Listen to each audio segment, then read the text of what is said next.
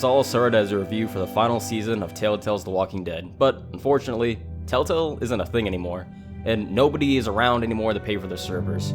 My save file happened to be in that magical Telltale cloud, so all my progress has been lost. So, realizing that I was going to have to replay the entire series again, I thought, hey, let's do a thing. Now, I went with the definitive edition on Epic's game store. It's not on Steam for some reason, so if this compilation ever comes on there, my wallet is really gonna hate me. The internet has conditioned me to believe that buying anything from Epic is a bad thing, so I guess I'm the bad guy now. The definitive edition is a pretty cool way to replay these games. Season 1 now has black outlines around the characters to match with the rest of the seasons, and all seasons now have access to the graphic black style that the final season has. It looks nice. It took a little getting used to though. The games weren't designed for this graphical style, so the older games can look a little off from time to time, but on the other side of the coin, it also helps hide a lot of the blemishes with far off scenery since it's all grayscaled. But we're not here to talk about all the cool features this edition has, we're here to talk about the games. So without further ado, here is Season 1.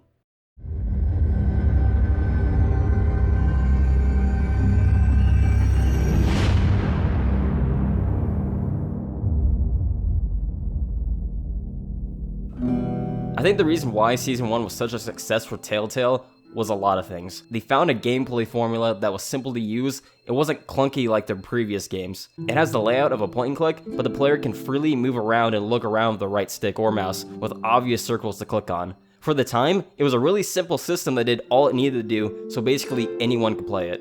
I'm not saying Telltale's previous works like Back to the Future or Jurassic Park were these overcomplicated point and click kind of games, but when marketing a game, presentation helps a lot. So clean graphics and a good feeling control scheme help a lot. Also, while the graphics can look pretty muddy in places, especially when compared to Season 2, which cleaned up a lot of the models, they were good for the time, which is largely thanks to the art direction. The stylization of a comic book obviously helps a lot when compared to Telltale's previous games, which tried this odd mixture of realism and dear god the engine cannot handle this.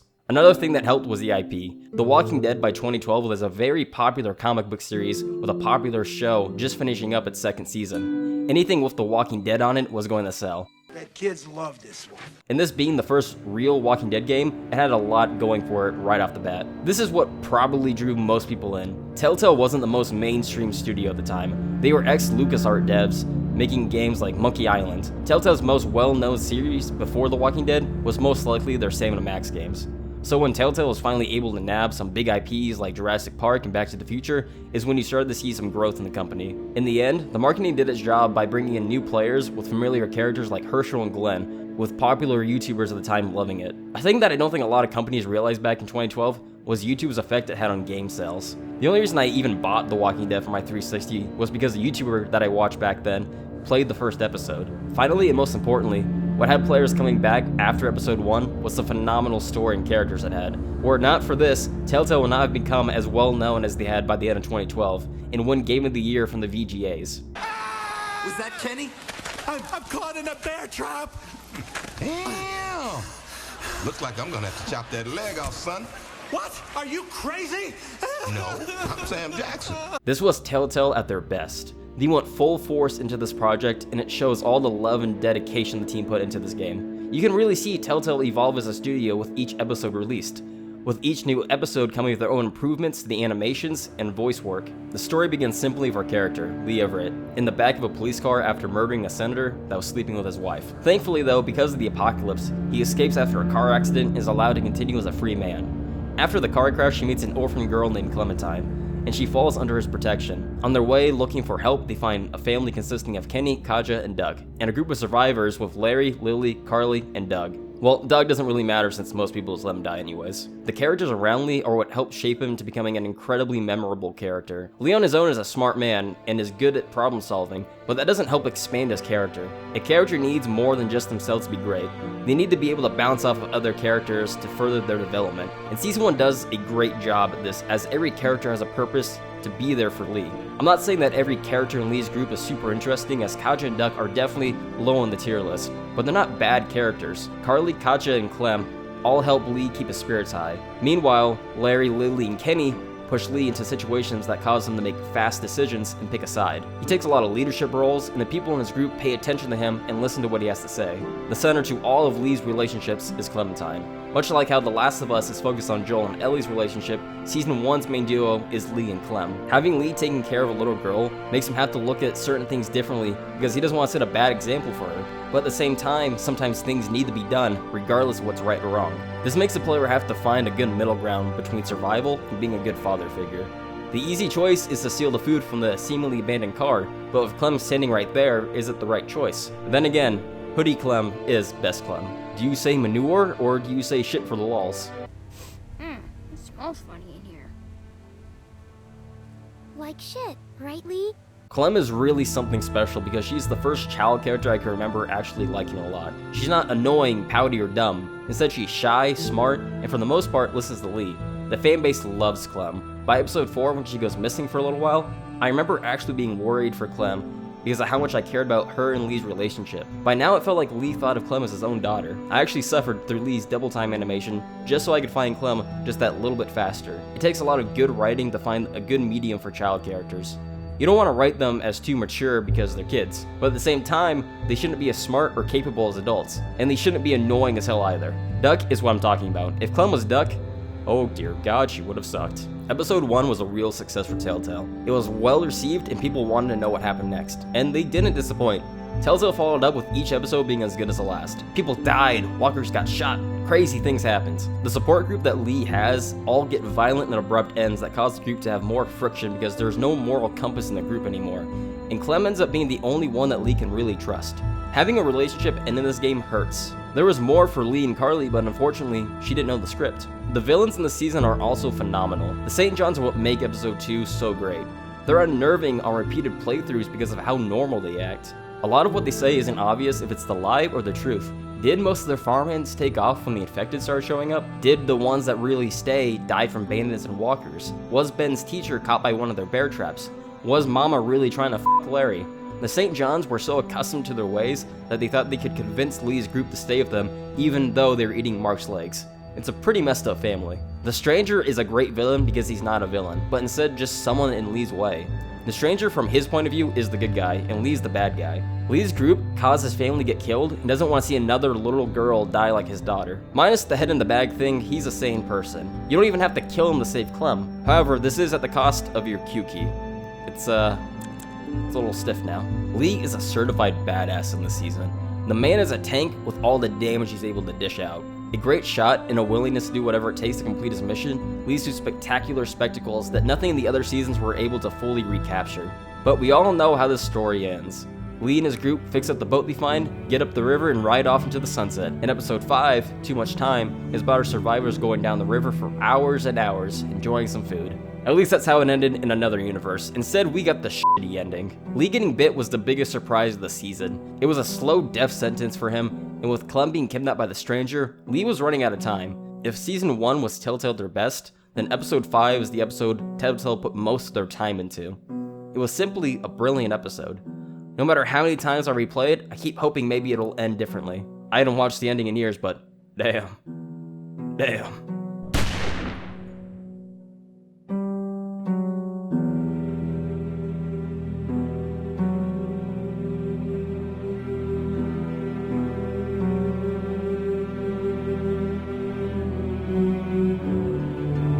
By the time the last episode for Season 1 to come out, Telltale was already working on that sequel. In between that time, Telltale released a DLC titled 400 Days that served to help fans wanting more, and to serve as a small little teaser for things to come. The DLC was excellent, with 5 small stories being told that featured a lot of player choice considering all the stories were separate from each other. Nearing the end of October of 2013, Season 2 was announced and the hype train officially left the station. The fans wouldn't have to wait long, with the first episode being released on December 17th. The first episode of Season 2 is one of my favorite episodes in the series, outdoing some episodes in Season 1 even. It ties everything new and old together so well, and it's believable how Clem gets to where she is and leaves the rest of the season open with so much potential. Players are reunited with Omid and Krista, but only for a short time. Omid's shocking death in the intro was to help remind players that no one is safe. Krista doesn't stay around too long either afterwards. With her baby seemingly having died months ago, and bandits separating her and Clem, her fate was up in the air for the rest of the season. This episode is basically torture porn.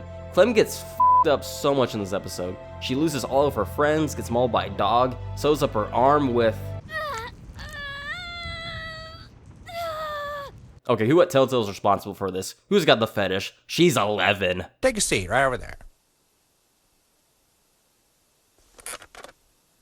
What are you doing here? Along the way, she finds a new group. Pete and Luke serve as protectors for Clem. Rebecca is on her period or something.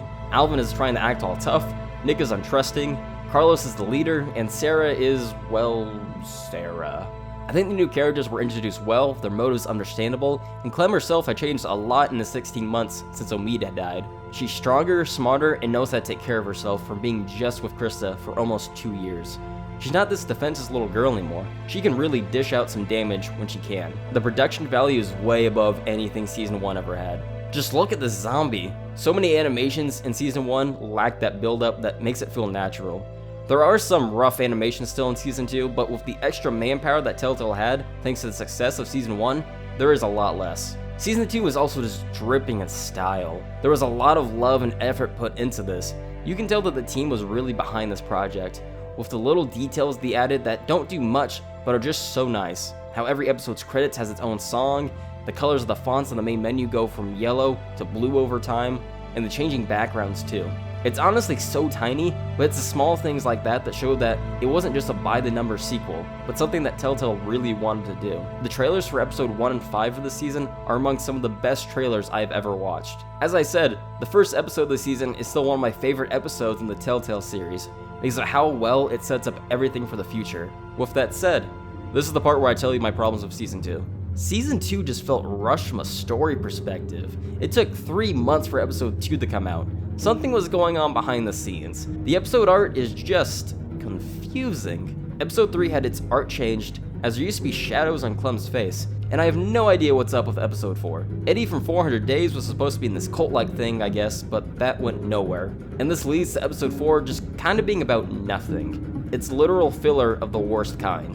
The characters that Clem meet don't work past the first episode. Luke is the best one because he's the person that Clem hangs out the most, but everyone else just doesn't have much of a point. I said that the reason Lee and the characters around him were so good in Season 1 was because they all bounced off each other so well. Here, other than Luke, no one does anything with Clem. Carlos is a literal blank slate. I know nothing about him other than that he's a doctor and loves his daughter Sarah.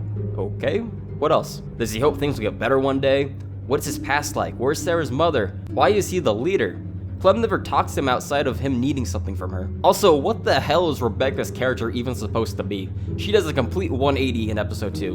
In episode 1, she's seemingly the new Larry, but in episode 2, she's Clem's new bestie. I get the feeling that Telltale realized that they wanted people to like Rebecca because they needed players to care about AJ, the baby, and this would become very important in the future. I wouldn't be surprised if there's a bunch of rewrites to make her a likable character. Alvin?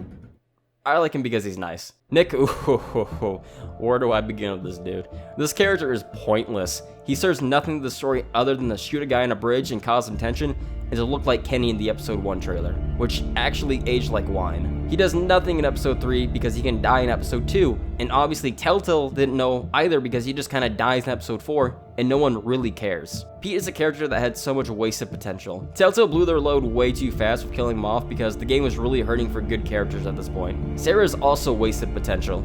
There's a setup in episode 1 and beginning of episode 2 that her and Clem's relationship will be something later on down the road.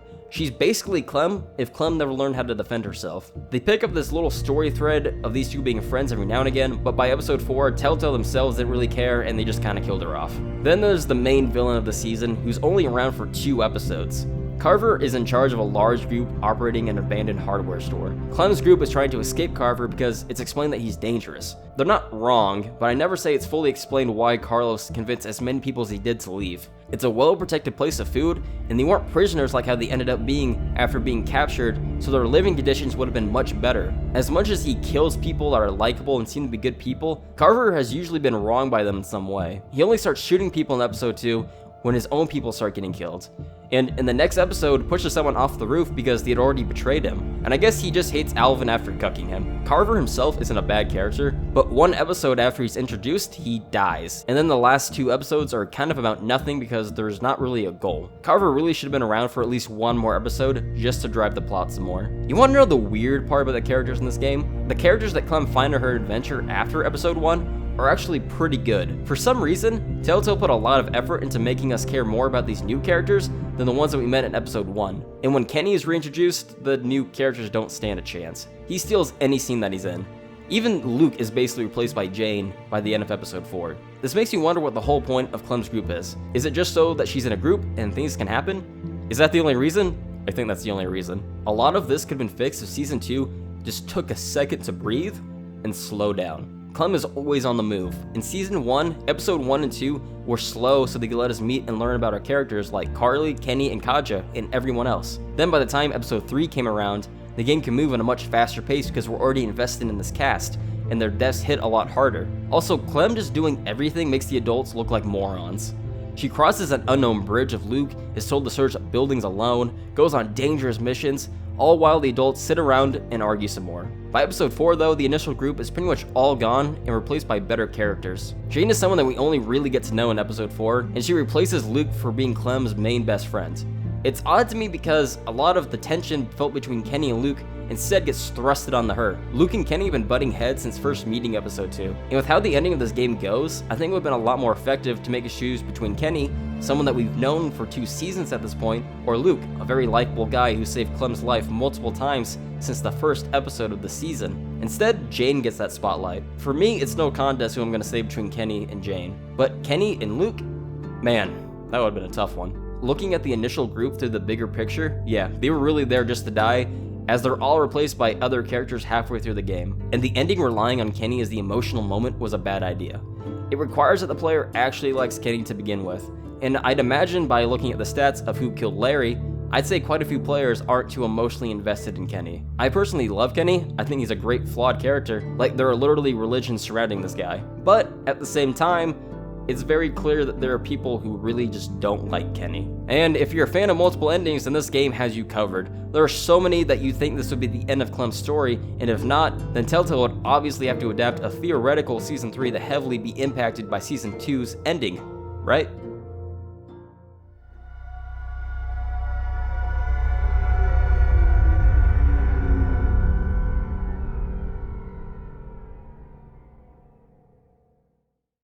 Now we approach the black sheep of the series, A New Frontier. The Walking Dead Michonne came out as a miniseries before this, but it doesn't have any impact on anything, so I'm just going to ignore it. All you need to know though is that it's good, and there's this big titty bitch. A New Frontier has no reason to exist, plain and simple. This season has no impact on Season 4 at all, which is quite insane when you watch the ending of Season 3, and Mike Clem says that she wouldn't mind staying around because she's yucking it up with Gabe. This is such a side story. It has a whole new cast of characters and a protagonist that has nothing to do with the first 2 games. Which is weird because when you watch the reveal trailer, it gave more the impression that Clem and this new guy will be playable together and that they have known each other for quite a while now. This is sorta true, but Clem is only playable in her short flashbacks.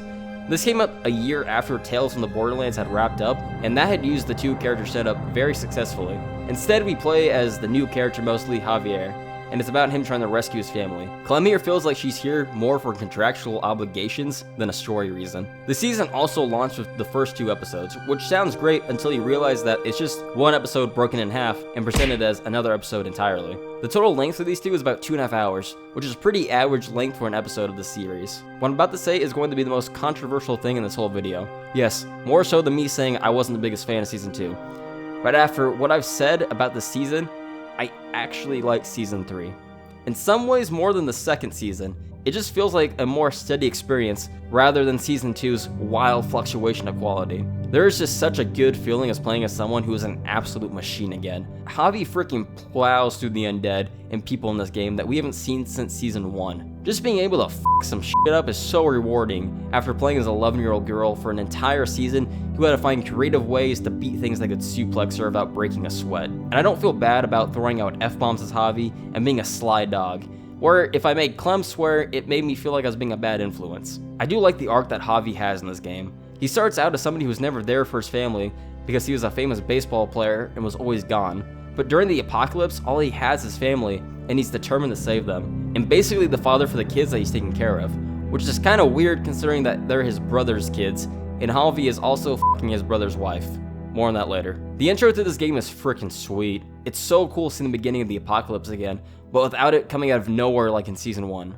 It's so creepy seeing Javi's dad reanimate into a zombie. I think this is a nice little side story for Clem when it's not about her side of the story, but we'll get onto that later. It doesn't really have much to do about her story overall, and if you skip the season to season 4, nothing would really be missed. But that's not an inherent fault for the season, because Telltale went out of their way in season 4 to avoid all spoilers to A New Frontier, so I can't blame this season for that. The biggest problem with Season 2 was that there were too many redundant characters. Season 3 fixes this by keeping the group size fairly small the entire time. It's not the most amazing group. There's a Kenny wannabe Trip, but he's no Kenny. Overall, I'd say the characters are average to above average. This game does do one person really well though. Mariana is a really good character, and Telltale did a really good job with her since she gets headshot. It's a pretty effective death that makes Javi hate the New Frontier and is trying to get justice for her for the rest of the season. Other than Clem, of course, the second best character that you interact with is probably Kate. She's just trying to keep her family alive and isn't interested in all the wars and politics that happen. And she was married to Javi's brother David, who he found after years alone on the road together. He's in charge of Richmond, which is where most of the game takes place. Other than a civil war going on, it's really not a bad place. Depending on what Javi does, he can end up cucking his brother. Not saying David doesn't deserve it though. I feel like David is there just for when Telltale needs action. Things will be going well, and then David goes full Rambo and destroys any resemblance of peace and order I'd managed to muster up. Gabe serves the same purpose too. He's David's son, and Gabe's just a little shit. Gabe's there to stir the pot. Much like how his father is there to cause violence, Gabe's there to cause conflict. Things will be going well, and then Gabe says something profoundly stupid, and now Trip, doesn't want to talk to me about his girl issues anymore. I also like how A New Frontier references stuff from the comics again. Season 2 wanted to be its own thing, so it strayed away from references. The references here come from Jesus, who is also from the comics. Jesus is also voiced by... I'm Garrus Vicarian, and this is my rectum. He's also pretty cool. One thing that is inexcusable about A New Frontier though is how it handles translating the events at the end of Season 2 into this game. It was a colossal failure of incredible proportions. If you decide to hang out with Kenny, he gets flung out a window. If you stay with Jane, she hangs herself, which I think is kind of funny. Jane and Kenny didn't transfer to the new art style well either. I don't know what the hell happened with Kenny. Jane looks better, but way worse than she did in Season 2. Also, Clem's Season 3 model in her Season 2 jacket looks really bad. I have a feeling that Telltale made these transition scenes fairly late into development because of how rushed and bad these look. This really makes me wish that Clem wasn't in the season at all. Clem's position as a character should have been filled by some random stranger that we don't know. Since we already know Clem, this causes fairly ridiculous leaps in logic for Javi. There's a reason 89.4% of people killed Conrad. I think Conrad is actually a cool character. He can survive the whole thing, but he has a chance to die in each episode. I wish Telltale did this more of characters, but they wasted it on Conrad. If you don't shoot him, then it makes it impossible to get the good ending at the end. Sorry, Conrad. Getting to the problem that I have with Clem's story is that it just doesn't work. I can say that without a doubt that I don't care about AJ. I get that Clem does, because at this point, she spent 2 years with his baby and has come to love it. But why wasn't the baby Kristen O'Mead's to start out with? Going back to the characters replacing other characters in Season 2, AJ completely replaced Kristen O'Mead's baby. It serves the same purpose, and I think that Season 2 could have used a child for Clem to take care of, like how Lee took care of her. Not only would I have cared more about the baby in Season 3, since I spent a whole season prior taking care of it, but I'd also have some emotional investment wanting to take care of Kristen O'Mead's baby in their honor. By the way, what happened to Krista? Oh well, we still have another season to figure that out. Another problem that this game has is that there are just too many endings, I think. The story feels like it's trying to be about Javi and David's relationship, but the player doesn't need to see what feels like a natural ending to the story with David's death. In the ending where Javi chases David, who's taking Gabe with him, David gets bitten and has a final farewell of Javi. It feels like this was the ending that Telltale wanted the players to see, as it's the most put together one. David can also be saved if Clem and Javi go after the two. Then there's the route where you go with Kate, and Clem goes after David. It's required to go this way to save Kate, and it's the good ending I guess since Kate and Gabe both survive. But David's just dead by the time Javi gets there, and there's no goodbye. It sucks that we need to ignore the story in order to get the best ending. Also, there isn't one original piece of music in this game, and if there is, it sounds so generic I couldn't tell. Overall, I do think Season 3 is a good time. It puts the player in control of a certified badass, its characters are more enjoyable on average than Season 2, and it fucks up Season 2's ending even more by making its endings meaningless. Okay, I'm beginning to understand why people hate this game. But this wasn't the end. And ironically enough, the final season of the series that shot Telltale to mainstream popularity would be their final game.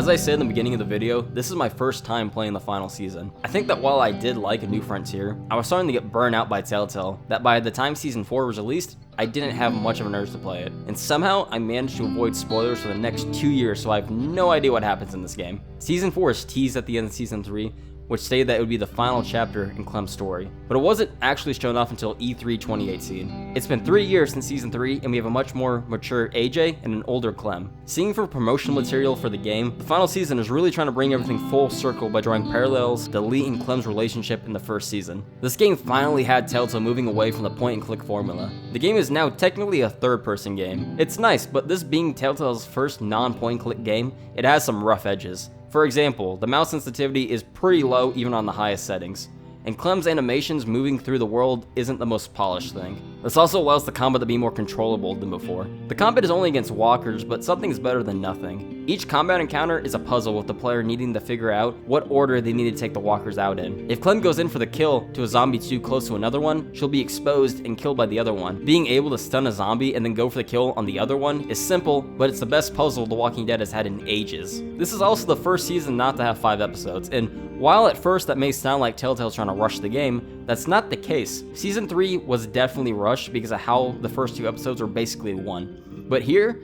these episodes in Season 4 are long. Like Episode 2 is almost 3 hours kind of long. Clem can collect collectibles and decorate her room, talk to characters around her, and examine things. Season 1 had 2-hour episodes on average because of all the things Lee could do in the area where he could roam around in. This helped build up the characters because they usually had a few things to say to him. Season 2 and 3 don't have these moments and cause their episodes to be an hour and a half long. These seasons are so focused on always moving, like I said, that they don't take the time to slow things down and learn about the characters. The characters Clem has here are actually pretty good.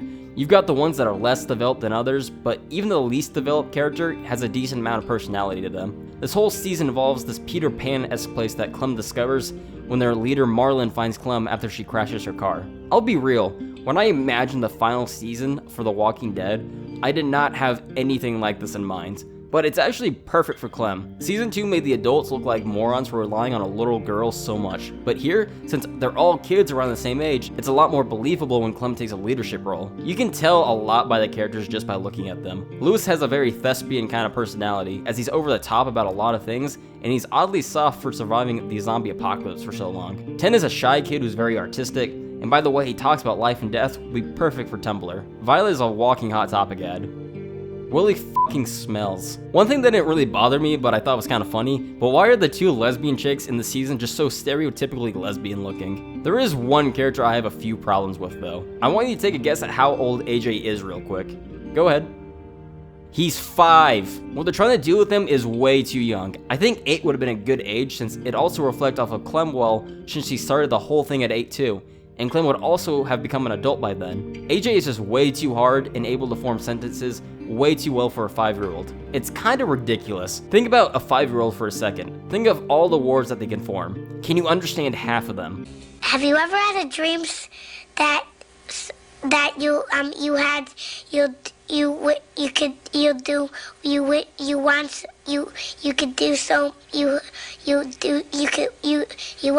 want him to do you so much you could do anything? I may be harder with Telltale with their kid characters than I should be, but for God's sakes, they made Clem, who was the best child character in gaming. She wasn't too smart and she wasn't too dumb in Season 1. She was the perfect mix of mature and kid-like to make a believable little girl character. Maybe they kept AJ at 5 because Telltale wanted to keep Clem under 18 so that she's still a kid. Can't imagine why. I would have loved to see adult Clem though. Another thing about AJ is that this is the season where Telltale tried to make him an actual character that the player cares about. Since AJ wasn't really that important of a character other than being the baby, he does suffer from Telltale's mishandling of him in the past seasons. I like AJ, but not as much as Telltale wants me to like AJ. They want him to be Clem 2.0, but he feels more like an alpha version of Clem. I didn't feel like I needed to be protective of AJ. And when AJ causes more problems than he's good for, he feels more like a nuisance at times. We also get the return of another old character. Lily is the main antagonist, and Papa Kenny's smiling down upon me for smashing Larry's brain in. Lily can be seen as an extension of who she became in Season 1. She's not above murdering people, nor using children as slaves.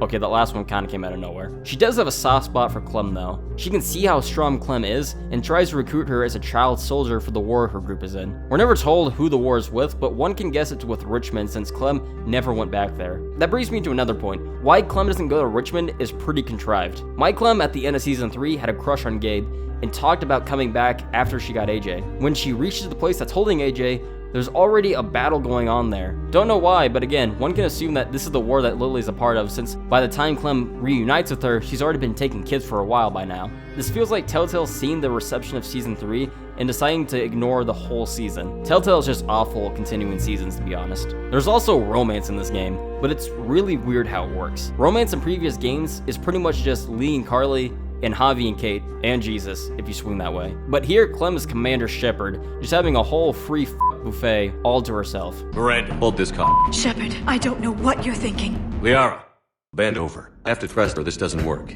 The way that romance is initiated is not obvious at all. There's only one time Clem can form a relationship with anyone, and if that moment passes, she loses her chance. There's a single moment in episode 2 when Clem can either go Violet or Lewis. Violet says that she needs help on the tower to help keep a lookout for Lily's group trying to break into their place, but Lewis is just trying to f around. I decided to go with Violet because it sounded like I'd be more helpful up there. This isn't staged at all as a romantic choice. All that happened was Violet hitting on Clem and me friend-zoning her. There really should have been a second opportunity for Clem to get in with somebody other than this one awkward spot. Getting onto the spooks, this game has spooks. This is the first season that attempts horror.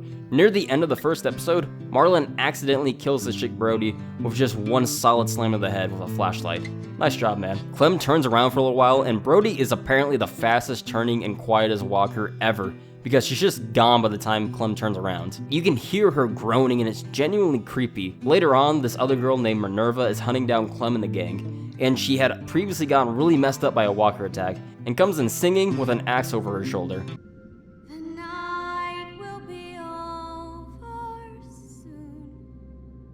Okay, good job, Telltale. Us Lee fans also get a short cameo from the legend himself. It shows that Clem still hasn't forgotten about him and still uses him to help her get by. Telltale really didn't have to do this, but showing him off with a glorious HD model was just for the fans. I'd really love to see seasons 1 and 2 get remakes someday with the look that the final season has, because this is just gorgeous. The game does a really good job at looking like a comic, more so than the cartoony look of the earlier seasons. Based on how previous seasons have been incorporating more endings into each new entry, you'd think that Telltale would go all in with the endings, much like season 2 did. But surprisingly, there's only one ending. Now, there is a small change depending on who Clem saved in romance, but other than that, there's only one concrete ending. Clem loses her leg and I guess lives out the rest of her life at the school. I do wish that we could have saved Clem's leg in some way. Ending of Clem becoming a cripple is kind of a downer, and not being able to potentially save that leg would have been a welcome choice. I mean, I fucked up by Clem by getting every guy I try to get her with killed. After Clem gets bit and her and AJ are in the barn together, coming full circle of what Clem had to do to Lee, you think this would be a very emotional scene, and I mean it is, but the scene just kind of feels rushed. Telltale knew that Clem wasn't going to actually die, so it's not like they really needed to get it right, but I feel like they should have pulled more heartstrings more than they actually did. People have been talking about rioting for years if Clem ever died, so I expected some more emotion as a result. In the end though, I think it's a good conclusion to the series. There's no perfect way to end a story like this. With the way the world is, Clem will continue to have struggles even after the happy ending that we got. The only true way to see Clem's story end would be to have her die, but that's definitely not what I want to see. Thank you so much for playing my game. I do have to give Telltale credit though for ending the series at season 4 though. They easily could have dragged this out for years to come. Instead, they wanted to finish Clem's story, and while there may have been more spin-off games that followed in A New Frontier's footsteps, minus Clem, unfortunately, we'll never know because Telltale closed their doors 4 days prior to episode 2 launching. Were it not for Skybound Games, I'm not sure if the last 2 episodes would have ever been completed, but all loose ends were tied up and wait, oh my god, what the hell happened to Krista? This chick that's disappeared from the face of the earth as far as Telltale is concerned. Season 2 makes such a point of Clem trying to find Krista whenever she goes to a new place. Like, did Telltale actually forget about Krista? This is such a major plot hole. Oh my god. This was the Telltale Walking Dead series, and despite my problems with the series and story bits, I do very much love these games. The writing and story at its worst is usually at least decent. These games kept the players on their toes because of how expendable the characters could be. Clementine is one of the best written characters I've ever experienced. Her story starts out with her as an innocent little girl that needs protection into a very capable young girl that can seriously dish out some damage. This was a character I've been following since 2012, and Telltale never dropped the ball with her. However, I do think that Lee is the best character in the series. He was such a great character to experience the first season through. He's wise and deep down a good guy that's done bad things, but doesn't let those bad things define who he is. While playing as Clem, I always played in a way like Clem was still being guided by Lee himself because I always wanted to keep her safe. While Telltale was never able to recapture the magic of Season 1, they obviously cared and tried to give the fans a good story to play through. This was the series